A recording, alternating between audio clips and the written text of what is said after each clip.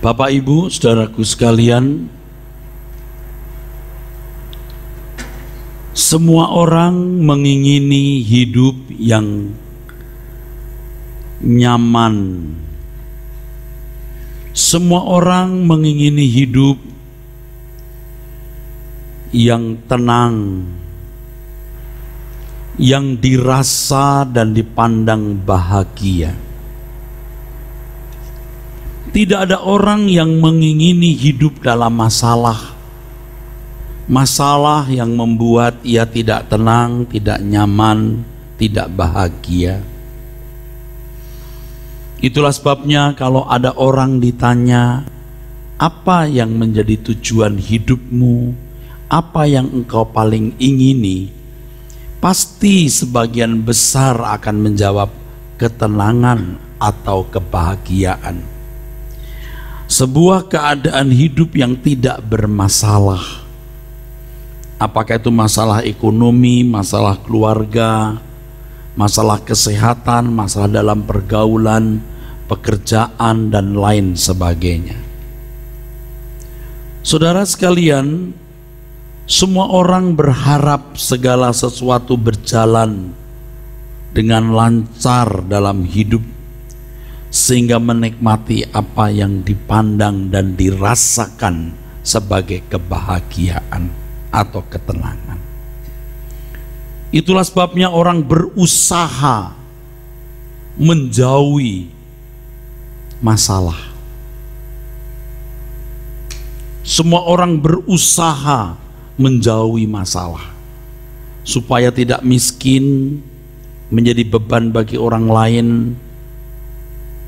Bekerja keras, bekerja rajin, giat, jujur, supaya tidak sakit dan menyusahkan orang lain. Orang berusaha untuk menjaga pola makan, pola hidup yang baik, olahraga, supaya tidak mengalami masalah dalam pergaulan. Maka seseorang mengalah,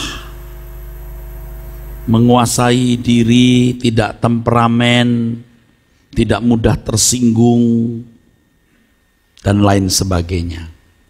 Supaya rumah tangga bahagia, harus menjaga mulut, tidak kasar, setia terhadap pasangan hidup, dan lain sebagainya. Ini tanggung jawab saudaraku. Dan setiap kita harus memenuhinya dengan baik. Jangan sampai kita mengalami masalah karena kesalahan kita. Dalam pekerjaan karena malas, tidak bertanggung jawab. Dalam pergaulan karena tidak bisa menahan emosi, temperamen, gampang tersinggung. Dalam rumah tangga, saudaraku sekalian, karena kasar, tidak setia terhadap pasangan hidup, maka rumah tangga menjadi tidak harmoni. Tidak boleh demikian. Kita harus menghindari, menjauhi masalah. Itu adalah standar umum, saudara.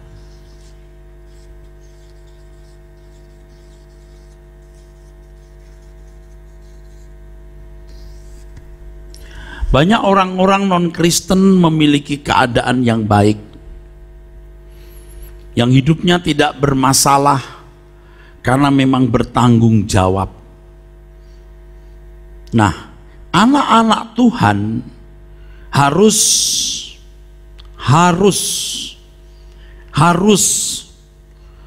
memiliki standar umum ini dengan baik.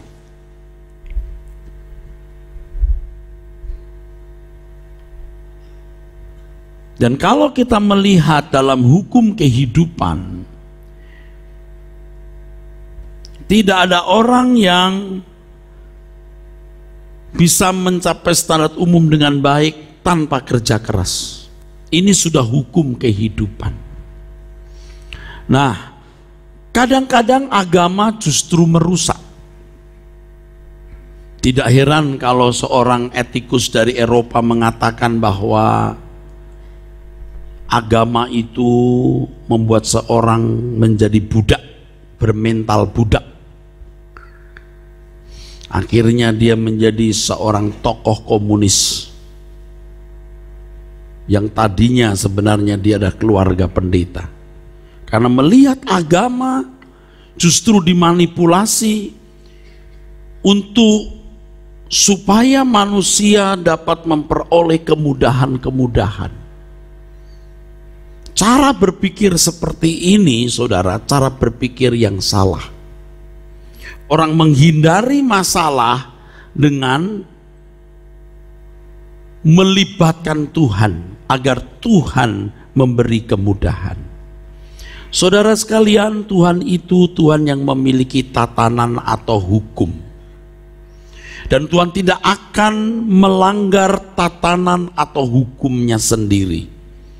Dia memberi hujan kepada orang benar dan orang yang tidak benar.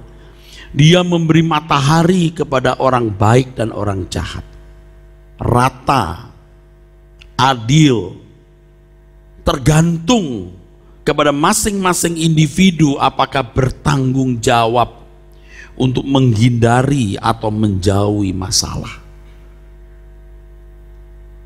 Tidak ada jalan mudah untuk mencapai standar umum yang baik ini, saudara. Tidak ada jalan mudah.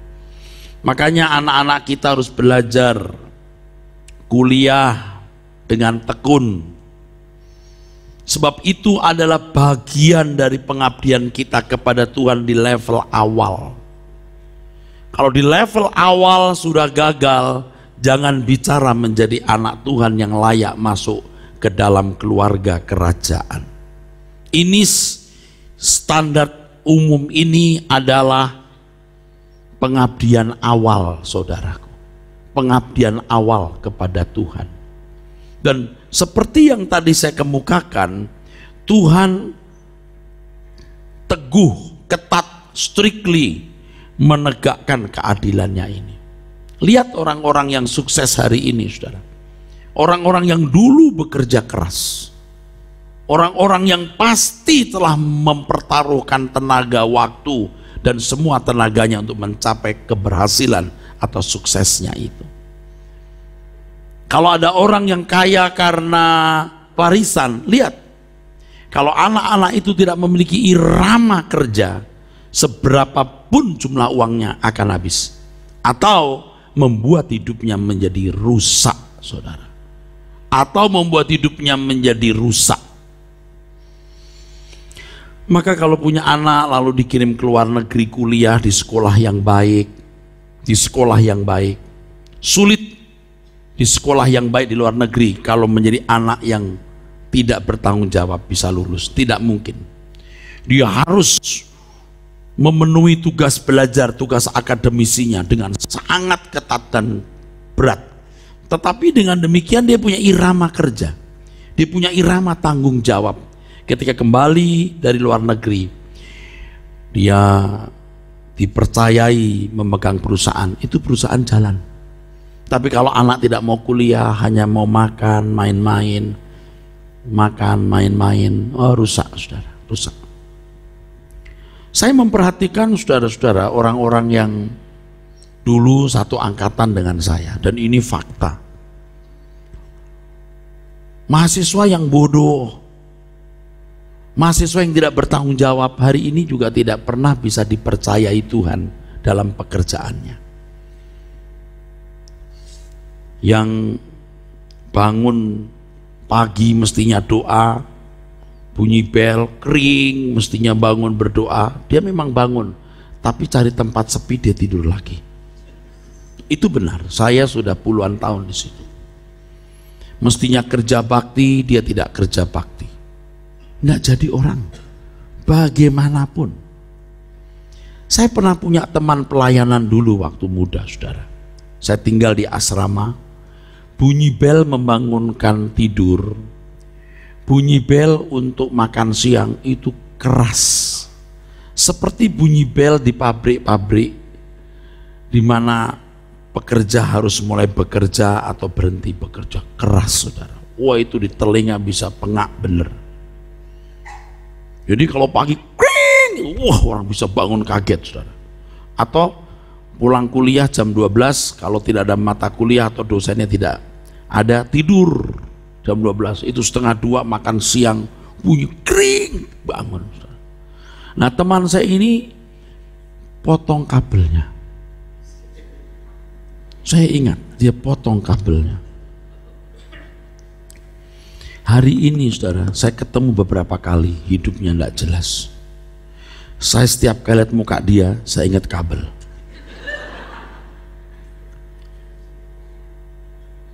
Saya ingat dia, saya ingat kabel. Benar saudara, nah jadi orang. Ada lagi satu teman, sudah usia 56-57, ketemu saya minta pekerjaan. Aduh, usia segini minta pekerjaan, mau kasih apa? Saya tidak bisa memberi apa-apa dan saya tidak responi. Ini anak waktu ini bapak waktu masih mahasiswa, doyan bercanda, doyan ledek orang, dan ucapannya sering nyakitin. Saudara. Saya ingat, dulu saya suka berdoa di ruang di mana tempat kursi-kursi sekolah minggu dari gereja sebelah dititipkan di kampus itu. Tidak ada ruang doa, tapi itulah yang saya jadikan ruang doa. Padahal di situ banyak tikusnya dan saya paling takut tikus. Jadi sambil berdoa saya seringkali melirik, betul-betul berdoa dan berjaga-jaga. Saya lihat tikus gitu, waduh. Teman saya banyak orang-orang Ambon, saya sering berkata begini, daripada saya ketemu tikus lebih berantem sama orang Ambon saya. Waduh, saya takut, tapi karena nggak ada tempat ya saya berdoa, saudara. Kalau sudah kusuk kadang-kadang saya lupa, saudara, di situ tempat tikus. Saya kalau keluar ruang doa mata saya sembab. Saya biasakan 3,5 jam berdoa. Pagi 1 jam, malam 1 jam, siang 1,5 jam. Nah, waktu pagi setelah selesai berdoa saya masuk ruang kelas.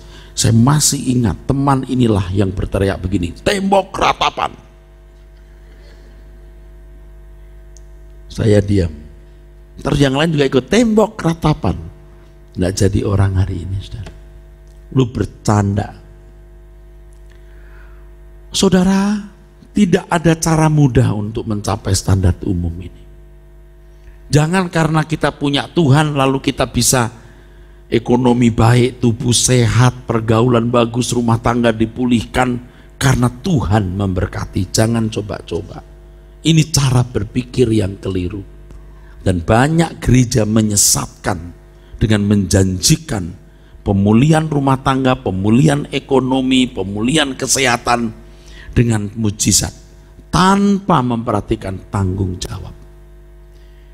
Saudara harus sadar, anak-anak kita harus disadarkan, saudara. Saya berbicara ini, saudara, sebagai orang yang sudah mengalami pasang surut kehidupan.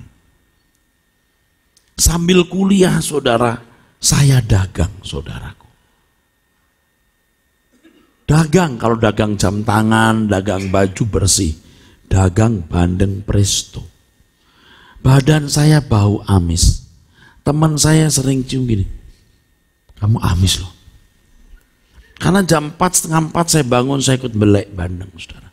Yang nanti akhirnya ada punya pegawai. Benar, saudara.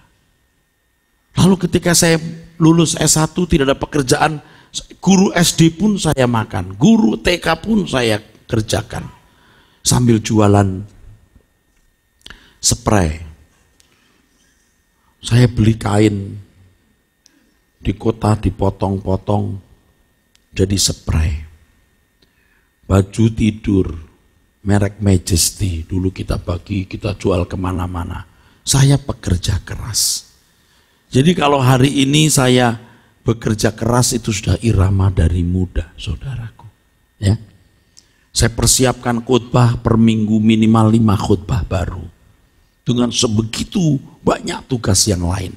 Tapi irama saya adalah irama kerja. Standar umum ini harus sudah dicapai sebelum menjadi anak-anak Tuhan yang layak masuk ke dalam kerajaan surga. Kalau standar umumnya saja sudah rendah, jangan harap Anda punya standar anak Allah yang baik. Jadi ini harus dipenuhi. Standar umumnya dulu harus dipenuhi, saudaraku. Nah, kalau standar umum sudah dipenuhi, maka Tuhan akan membawa kita kepada standar anak Allah yang baik. Kalau misalnya, saudara, standar umum, anggaplah nilainya 9, nilai tertinggi 10. Itu kalau standar anak Tuhan atau dinilai dari Tuhan, standar anak Tuhan,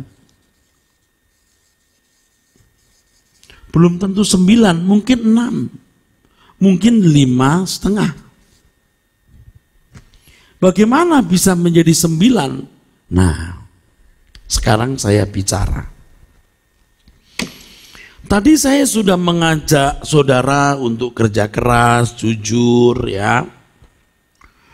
Menjaga rumah tangga kita dengan menjaga mulut, jangan melukai hati pasanganmu dengan perkataan, dengan tindakan yang kasar, apalagi ketidaksetiaan, ya. Jaga kesehatan, pola makan, pola hidup yang baik. Hindari masalah. Tetapi jangan berpikir walaupun sudah berbuat demikian, berarti Anda tidak punya masalah. Mutlak pasti nggak ada masalah. Belum tentu. Sebab ketika saudara memiliki komitmen untuk mengasihi Tuhan, maka Tuhan akan mengajak saudara untuk masuk proses pemuritan. Nilai 9 ini jadi nilai awal, nilai 5 atau 6. Tuhan akan mengizinkan hal-hal yang tidak saudara duga, saudara alami. Jadi kalau kita berurusan dengan Tuhan, bukan karena kita mau terhindar dari masalah. Jangan kita berpikir kita mau dapat kemudahan, kesehatan, kemudahan rumah tangga dipulihkan, kemudahan ekonomi, kemudahan dalam pergaulan. Jangan berpikir begitu, Anda tidak tanggung jawab. Penuhi tanggung jawabmu. Hindari masalah yang tidak perlu kamu alami dengan tanggung jawab. Sampai punya nilai 9. Tetapi kemudian jangan berharap saudara tidak punya masalah lain. Begitu saudara punya komitmen untuk mengasihi Tuhan, bersedia dipersiapkan menjadi warga kerajaan surga, Tuhan akan mendesain. Ya, ini desain perkuliahan anak-anak Tuhan. Dengan hal-hal yang tidak saudara duga. Di dalam hal itu Tuhan mau mengubah saudara. Kalau tadi saya katakan tidak ada cara mudah untuk mencapai standar umum. Tidak ada cara mudah untuk mencapai standar umum. Sekarang tidak ada cara mudah, lebih sulit lagi untuk menjadi sempurna. Menjadi anak-anak Tuhan, saudara. Amin. Amin. Nah, kalau orang Kristen sudah berpikir ke gereja supaya bisa mencapai standar umum dengan mudah, itu sudah minus sekali. Udah tidak bisa diajak bicara yang begini nih. Sekarang Anda tahu untuk mencapai standar umum orang harus bekerja keras, harus tanggung jawab, harus penuhi bagiannya. Jangan minta kemudahan. Tuhan tidak akan melanggar tatanannya. Dia memberi matahari kepada orang yang jahat dan orang yang baik, memberi hujan kepada orang benar, orang yang tidak benar. Tergantung bagaimana masing-masing bertanggung jawab, saudaraku. Nah, sekarang setelah saudara mencapai standar umum yang baik, katakanlah sudah 9. Saudara punya komitmen untuk mengasihi Tuhan, saudara akan diproses Tuhan. Di standar umum, saudara hanya mendapat persoalan orang membenci saudara dengan membuang muka, Anda kuasai diri, Anda tidak marah. Tapi ketika Anda masuk kehidupan sebagai anak Allah yang mau disempurnakan, Anda ketemu orang yang meludahi saudara. Seakan-akan tidak ada hal yang luar biasa terjadi. Anda sudah kerja keras, tanggung jawab, jujur, tapi kok untungnya nggak sebanyak orang lain. Nah, Anda mulai berpikir, apa salahku? Ingat ya, standar umum ini nilainya bukan pada jumlah uang ya. Tadi saya belum ngomong itu. Bukan jumlah uang yang dikumpulkan, bukan keadaan kondisi fisik yang dicapai, tetapi batiniahnya. Ini boleh saya gunakan kata mental, belum spiritual. Keadaan mentalnya, saudara. Dan banyak orang-orang non-Kristen itu mentalnya baik. Kerja keras, jujur, rumah tangganya dijaga dengan baik. Mentalnya baik. Ini nilainya 9. Nah, Anda sudah punya mental yang baik, tapi orang bisa punya harta 5-6 miliar, saudara cuma 50-60 juta. Kok bisa ya? Karena Anda masuk ini. Kok nggak gampang ya? Iya, karena saudara mau masuk menjadi anak Allah. Anda mencapai standar umum 9, masuk kehidupan anak Allah, belum dianggap itu. Tapi kalau standar umumnya sudah 5, 6, selesai. Sulit. Sulit, saudaraku. Sulit. Jadi kalau kita ketemu orang-orang yang malas, yang tidak bertanggung jawab, yang tidak jujur, yang kejujurannya diragukan, itu kalau masuk gereja pun kita sulit merubah dia. Standar umum saja sudah rendah. Bagaimana standar khususnya sebagai anak Allah? Nah, ini sulit, saudaraku. Apalagi kalau sudah lewat umur. Sudah umur 55 tahun misalnya, saudara. Kalau marah, mas, kalau dulu dari muda, kalau marah, gue pukul lo, gue hajar lo, gue bunuh lo. Anda pikir gampang berubah sudah umur 50 tahun? Enggak bisa. Sulit. Nah, ini saudaraku sekalian masalah penting yang harus kita pahami. Maka anak-anak kita sejak dini harus dididik untuk menjadi orang-orang yang bertanggung jawab, saudara. Makanya kalau ada orang-orang Kristen yang tidak produktif, tidak bisa berkompetisi di marketplace, lalu ya udah jadi pendeta saja. Ya udah jadi pendoa syafaat. Apa panggilanmu? Pendoa syafaat. Di Alkitab nggak ada itu panggilan pendoa syafaat. Karena masing-masing kita harus saling mendoakan, menaikkan doa syafaat. Nah, orang-orang seperti ini kadang-kadang saudaraku mendoakan orang, tumpang tangan, dapat penglihatan, tidak memberikan inspirasi hidup yang baik. Jadi mistik. Coba perhatikan orang-orang itu. Coba lihat akhir hidupnya, nggak akan bisa memberkati orang, saudara. Saya perhatikan itu, dan ini benar, saudaraku. Ini benar, saudaraku. Nih, saya kasih fakta ya. Orang-orang yang lulus sekolah Alkitab, saudara, SD, SMP, SMA, sekolah di daerah, kuliah di Jakarta, jadi STH, sarjana. Tapi dia tidak punya ketekunan bekerja, gampanglah. Sekolah disekolahkan orang tua, sekolah teologi, gampanglah.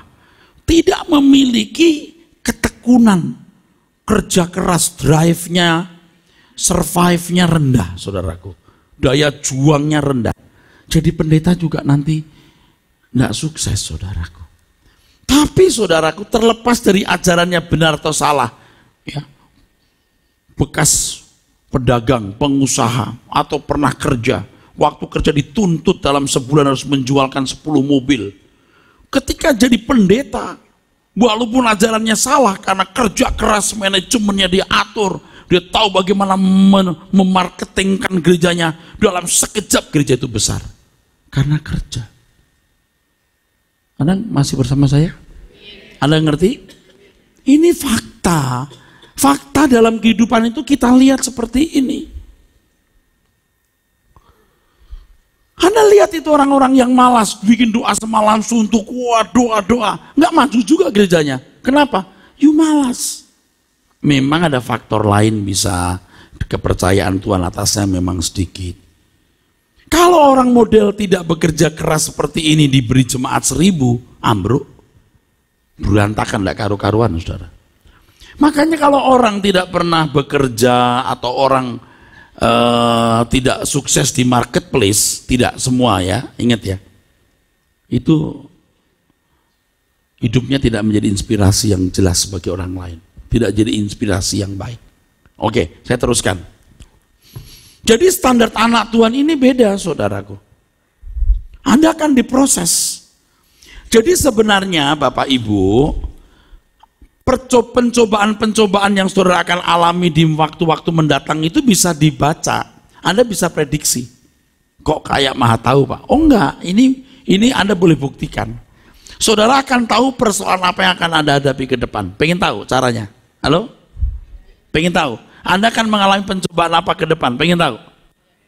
Lihat kekuranganmu. Lihat kelemahanmu. Kalau saudara kekurangannya ya, itu kalau Anda itu suka emosi, gampang tersinggung. Tunggu, nggak lama Anda akan ketemu orang yang buat Anda marah. Anda kecewa, Anda pahit. Di situ saudara akan diproses. Anda kelemahannya apa? Materialisme. Karena Tuhan mau proses, Anda bisa dapat duit banyak. Wah, rezeki bagus. Wah, kayak Tuhan memberkati. Oh enggak, Tuhan mau menguji apa engkau mencintai Tuhan atau materi. Itu bisa Anda buktikan saja. Kalau Anda anggap saya ngaco, buktikan. Kelemahanmu apa? Ketidakjujuran. Anda kan punya kesempatan mencuri di waktu mendatang.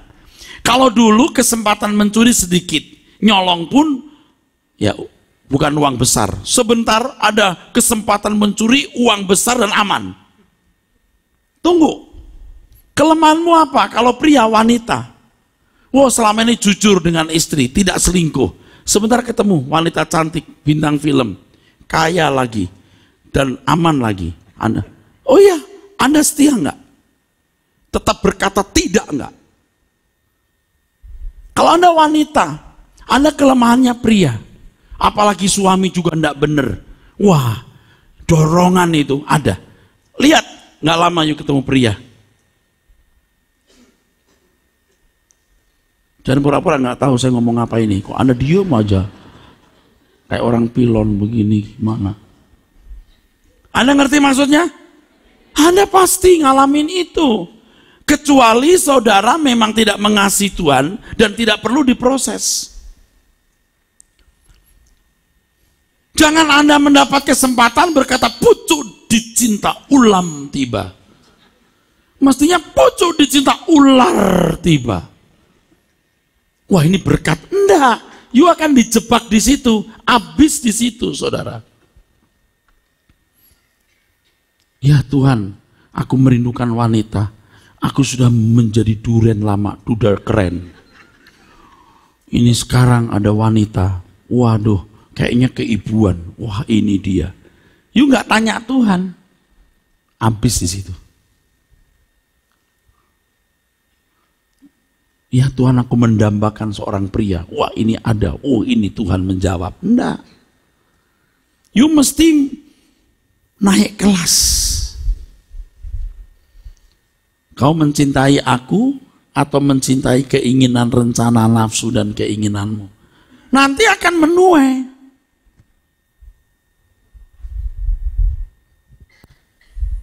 Karena saudara anak Tuhan, Tuhan proses.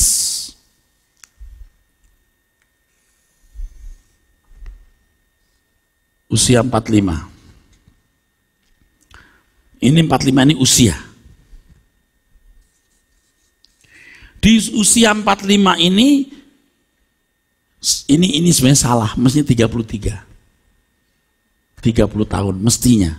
Ini standarnya Tuhan Yesus. Saya bikin 45. Usia 45 ini mestinya orang sudah stabil di emosi. Stabil di ekonomi. Sudah dewasa secara mental. Nah, ke depan dia sudah bisa memikul salib. Mendampingi Tuhan dalam pelayanan.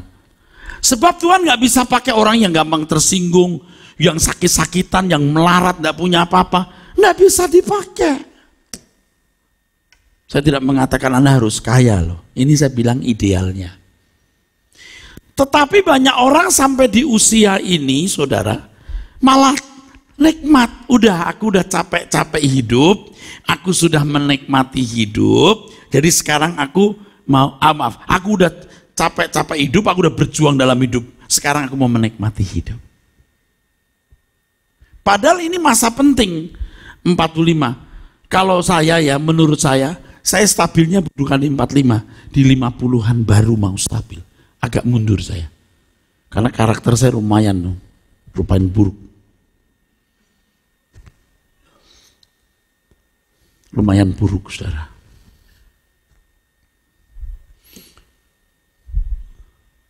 Nah, banyak orang baik, ekonominya stabil, emosinya sudah baik, mentalnya baik, pengalaman di manajemennya bagus.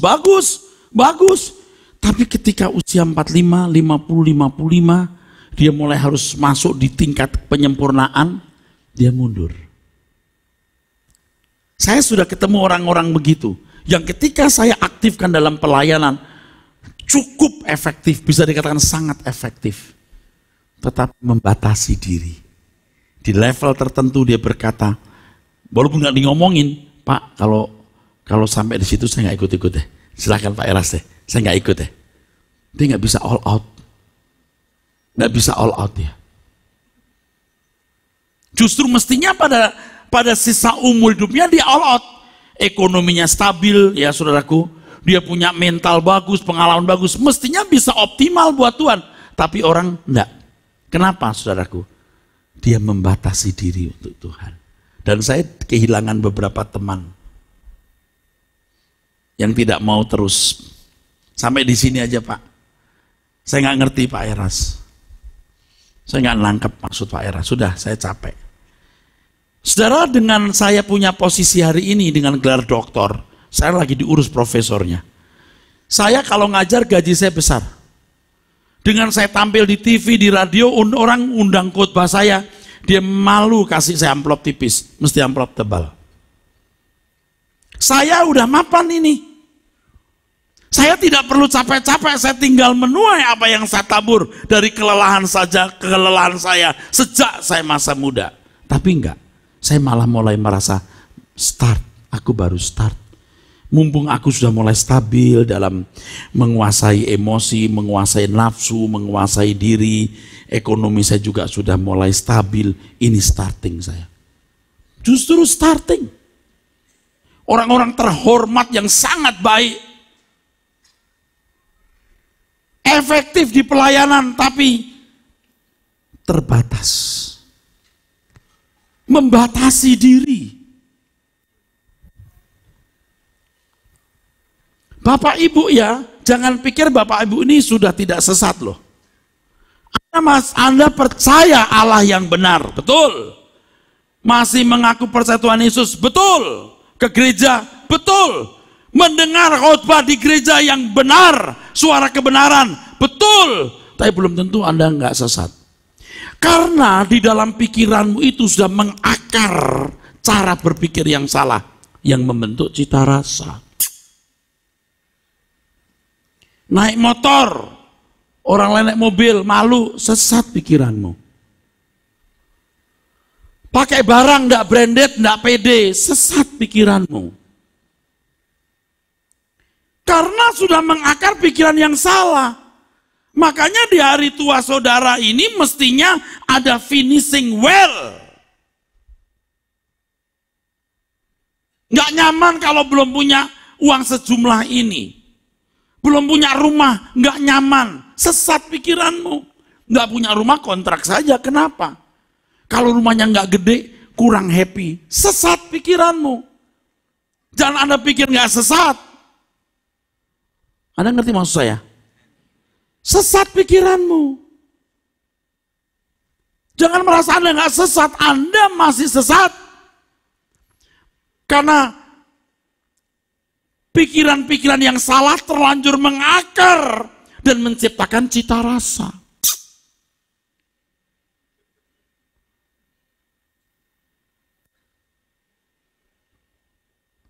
Oh sekarang baca. Orang ini, saya baca nih buku gizi. Datang ke tempat seminar-seminar gizi. Tapi Anda sudah lama menikmati makanan-makanan yang tidak baik untuk tubuhmu. Sudah tua-tua masih makan banyak lemak. Wah, kalau nggak makan begini saya nggak bisa makan. Sesat lidahmu. Kalau nggak minum soft drink nggak bisa. Sesat lidahmu. Anda bisa ngerti itu? Merubah itu nggak gampang. Saya ini nggak gampang dirubah. Tapi karena ketemu orang terus, ya bisa. Pagi-pagi saya makan salad kayak kambing. Padahal saya lihat itu ayam goreng itu pengen nyamber saya.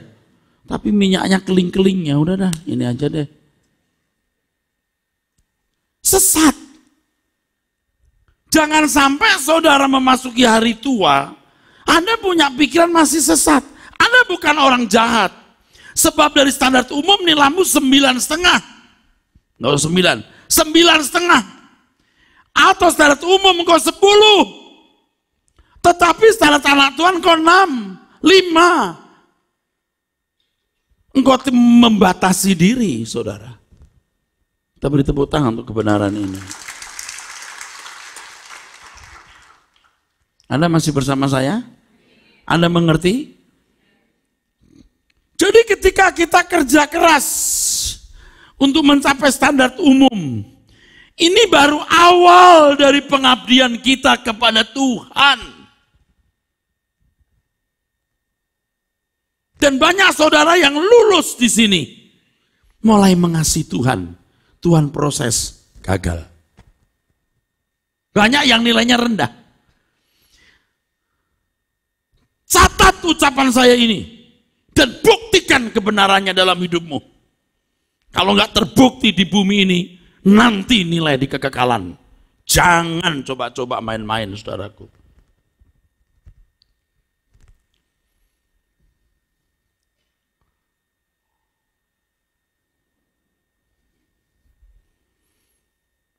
Saya ulangi, saya khawatir ada yang belum menangkap. Ketika mulai sekolah, kuliah, giat, itu syarat umum lagi dimainkan.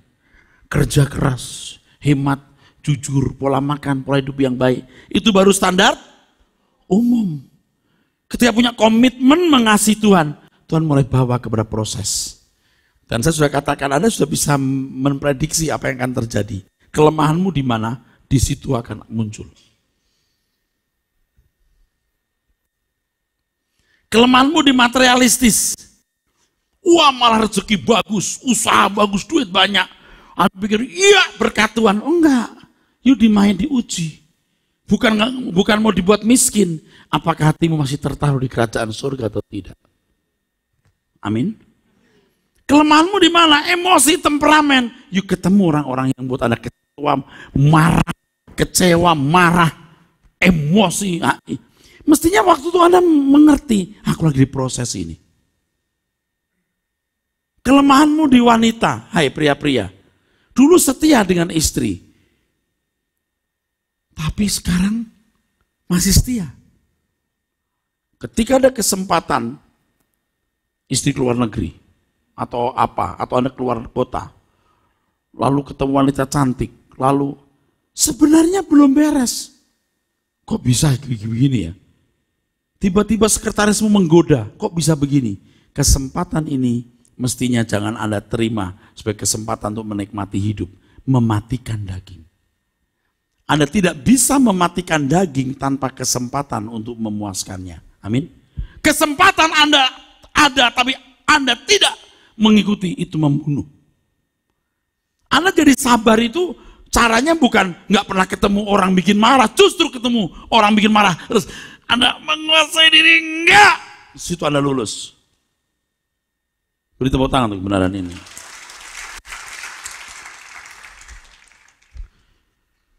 Saudara, ada orang yang syarat umumnya bagus. Kehidupan rumah tangganya bagus, nggak pernah selingkuh apa bagus, nggak pernah mencuri, nggak bagus, wah pokoknya bagus, semua serba bagus. Itu kalau di gereja cepat jadi majelis, kalau jadi wakil gembala sidang. tapi hatinya tidak mengasihi Tuhan sepenuh. Dan dia bersembunyi di balik kebaikan ini tanpa disadari.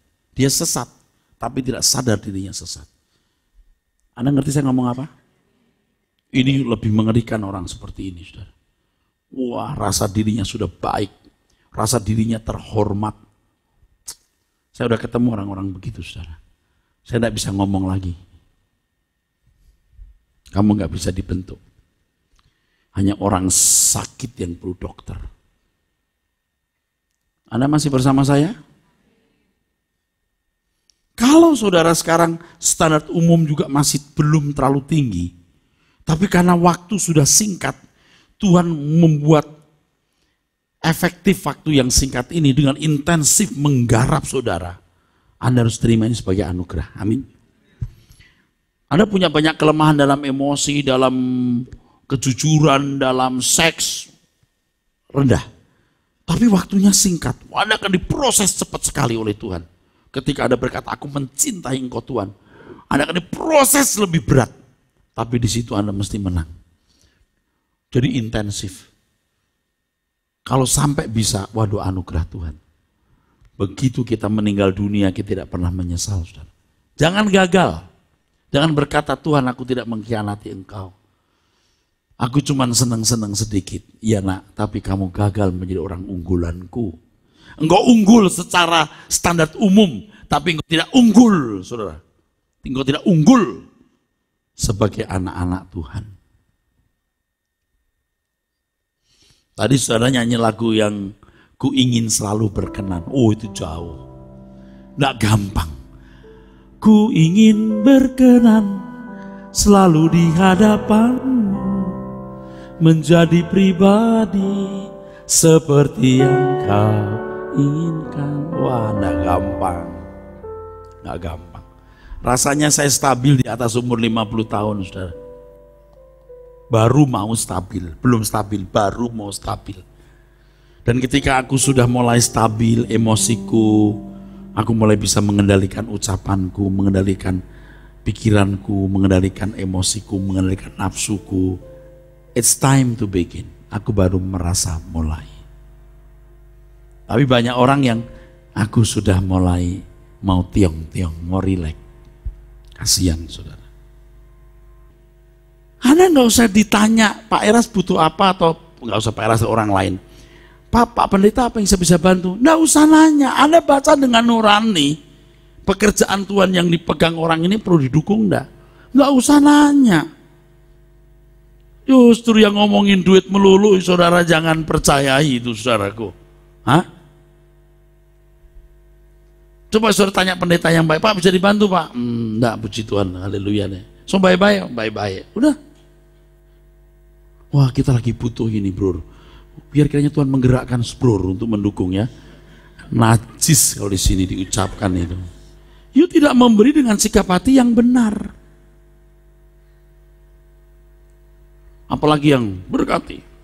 Nanti berlipat ganda. 10 jadi 30. Nah itu masih sedikit. 10 jadi 300. Anda yang begitu manipu saudaraku. Coba renungkan dulu perkataan ini. Pikirkan. Saya sering diomelin sama orang-orang di sini. Betul, ini betul. Pak Eras sih kalau ngomong kayak nggak butuh duit, kayak udah kaya. Begitu tuh. Kayak sombong gitu loh. Dia mau ngomong, Pak Eras mah sombong, mau ngomong gitu. Nggak usah ngomong deh. Kalau dasar tolol emang. Mengajari jemaat itu mesti benar. Mengasihi Tuhan dengan sikap hati yang benar. Oke, sekarang saya teruskan. Jangan saudara pikir setelah umur 45 baru dipakai Tuhan loh. Sebenarnya di sini ada tahapan-tahapan saudara. Setiap tahapan dibagi 2.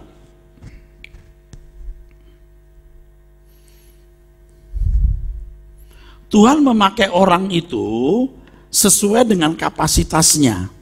Dulu dari muda saya sudah dipakai Tuhan saudara, sesuai dengan kapasitas saya. Jadi guru sekolah minggu, jadi aktivis remaja. Kalau seseorang diproses dari muda, iya diproses. Ini diproses A, jenis A. dia sudah dipercayai untuk X1.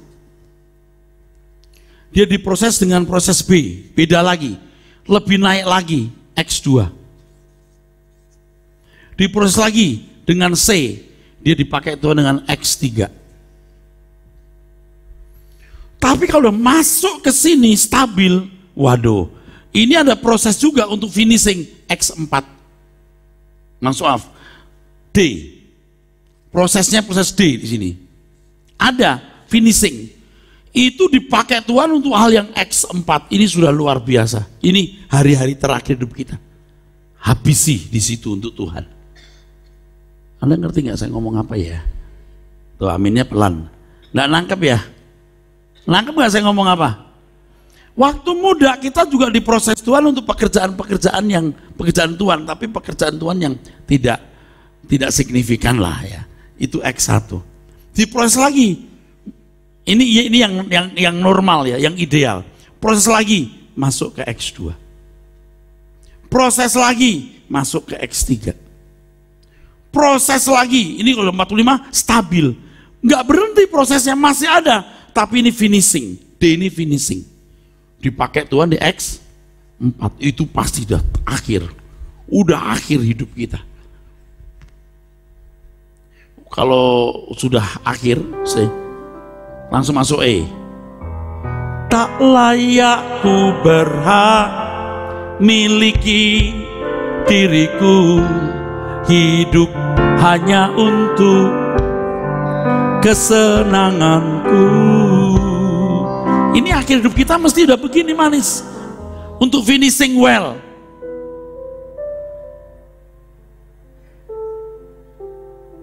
Sampai di sini kita sudah finishing well. Saya juga masih diproses, tapi finishing. Dan ini all out. Engkau ciptakan aku, udah bulat, untuk menyenangkanmu.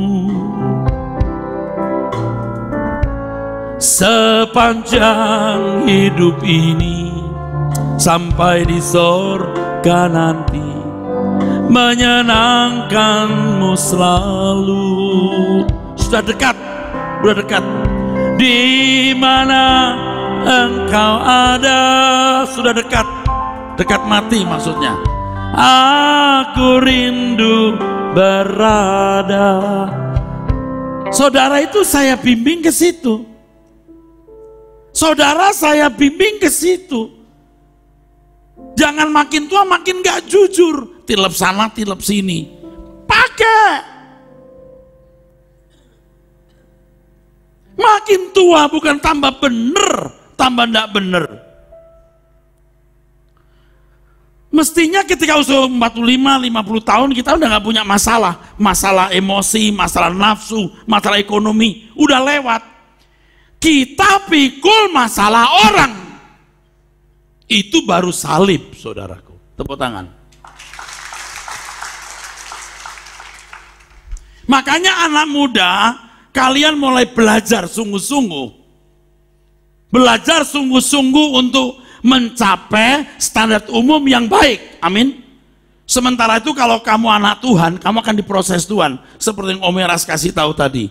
Ada A, dipakai X1, ada proses lagi B, dipakai Tuhan di level X2, diproses lagi C, dipakai Tuhan dalam level X3, tapi sudah usia 45, udah mestinya nggak ada masalah. Masalah ekonomi sudah enggak. Tentu masalah kesehatan iya, tapi sebaiknya kita punya tubuh yang baik.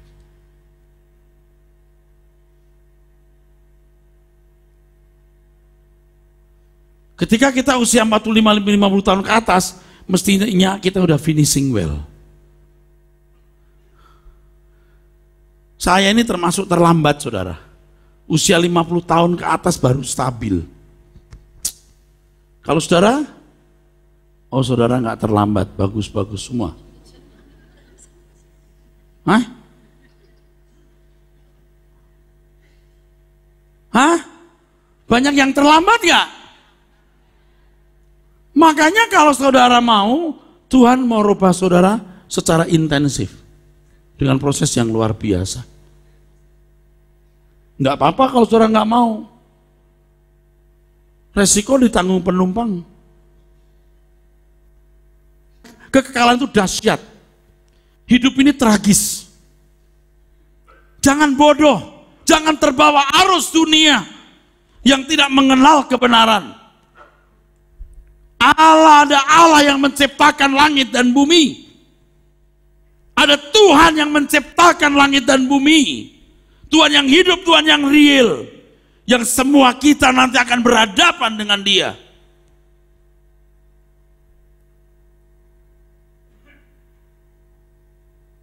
Kalau saudara mendengar firman Tuhan ini, saudara disiumankan, saudara disadarkan. Jangan sia-siakan kesempatan untuk berubah. Tuhan membuka dua tangannya untuk menyambut saudara dan menyelesaikan sisa umur hidupmu dengan manis. Amin.